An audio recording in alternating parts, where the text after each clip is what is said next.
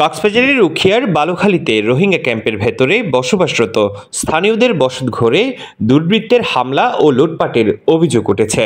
বৃহস্পতিবার দুপুরে ৯ নং রোহিঙ্গা ক্যাম্পের জি ব্লকে স্থানীয় আজিজুল হকের বাড়িতে হামলা চালানো হয়।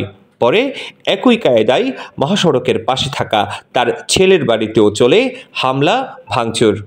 ভুক্তভোগীদের অভিযোগ, হামলাকারীরা সশস্ত্র ছিল এবং নগদ অর্থ স্বর্ণালংকার তারা লুট করেছে।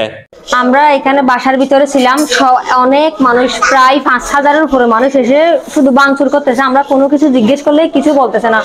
আমার নানিকে মেরে ওখানে ফেলে রাখছে। তারপর আমরা ফরানের বইয়ে একটা রুমের মধ্যে গিয়ে আশ্রয় নিয়েছি। সবকিছু ভেঙে, একদম সবকিছু ভেঙে ছুড়ে, ওদের হাতে লাঠি ছিল, গুলি ছিল, কিরিচ ছিল, অনেক লম্বা লম্বা দা ছিল। আমরা বই পেয়ে ঘরের ভিতরে ঢুকে গেছি।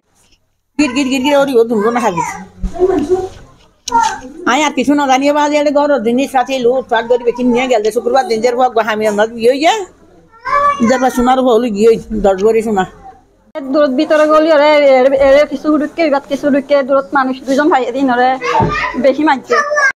এ ঘটনার পর ঘটনাস্থল পরিদর্শন করেছে উখিয়া থানা পুলিশ ও APBN.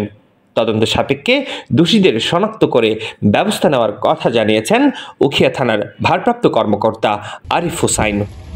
Desk report, TTN, Cox's Bazar.